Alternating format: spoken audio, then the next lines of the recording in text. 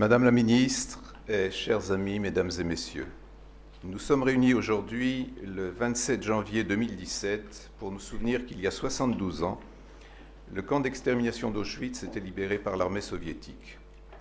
Le monde allait découvrir avec horreur les abominations commises par les nazis.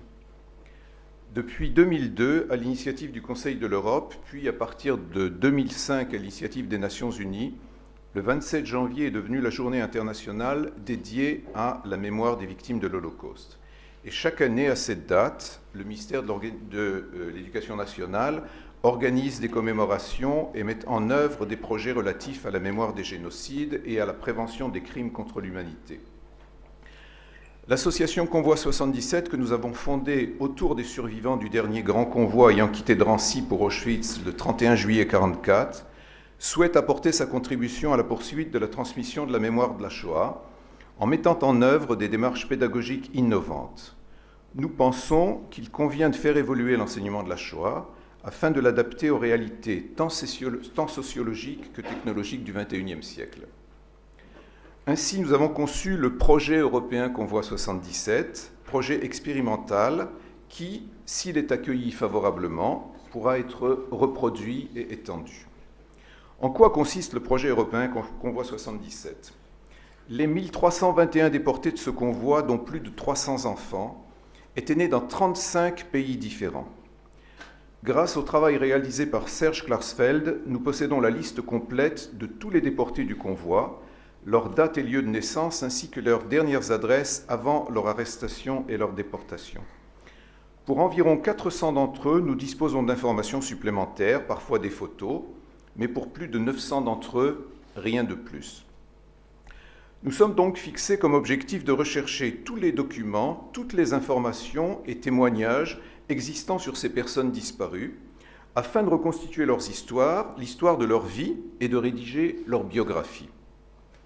Pour mener à bien ce projet, nous allons proposer à des lycéens, dans chacun des pays concernés, de rechercher dans leur ville ou leur village les traces de ces personnes déportées qui naquirent et vécurent là où ils vivent aujourd'hui et que leurs grands-parents ont peut-être côtoyés ou même connus.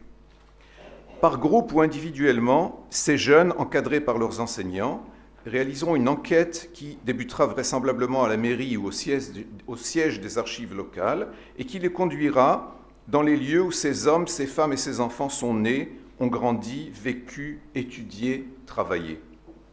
Ils récolteront des témoignages tout en développant leurs connaissances sur leur environnement et sur leur histoire. Toutes ces informations seront ainsi recueillies, seront centralisées et mises en ligne sur le site de notre association.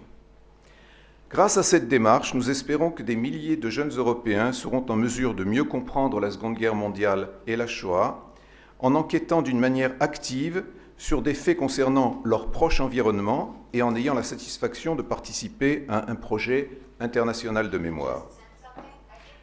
Dans les semaines et les mois qui viennent, la mise en place sera étendue grâce à votre aide à l'ensemble du territoire national. Ce projet n'aurait pu voir le jour sans la collaboration et le soutien actif du ministère de l'Éducation nationale et sans votre engagement personnel, Madame la Ministre, et je souhaite, au nom de notre association, vous en remercier aujourd'hui du fond du cœur. Je souhaite aussi remercier tous nos partenaires qui, par leur soutien tant logistique, intellectuel ou financier, ont rendu possible la concrétisation de cette action.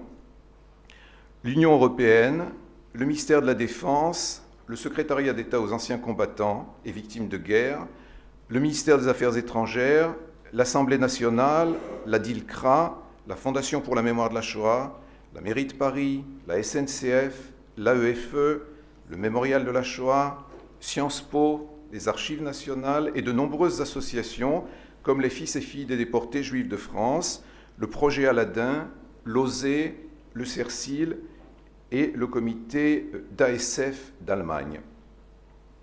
Et bien sûr, je souhaite ici remercier tous mes amis de l'association qui sont mobilisés sans compter. Le projet européen Convoi 77 a aussi débuté en Allemagne, en Belgique, en Pologne et en Algérie et devrait prochainement démarrer au Maroc, en Russie et en Italie. Avant de poursuivre la présentation des premières réalisations entreprises par une équipe d'enseignants et d'élèves du collège Charles Péguy à Palaiseau avec Claire Podetti, je souhaite rendre hommage à la mémoire de 2 déportés du convoi 77 récemment disparus. Régine Jacubert, la mère de notre ami Jackie ici présent, et Charlotte Chapira. Je souhaite également remercier de leur présence et de leur soutien les survivants et survivantes du convoi 77 qui se trouvent aujourd'hui parmi nous. Je veux vous dire que vous êtes notre source d'inspiration et de courage et que nous nous engageons à poursuivre votre action. Je vous remercie.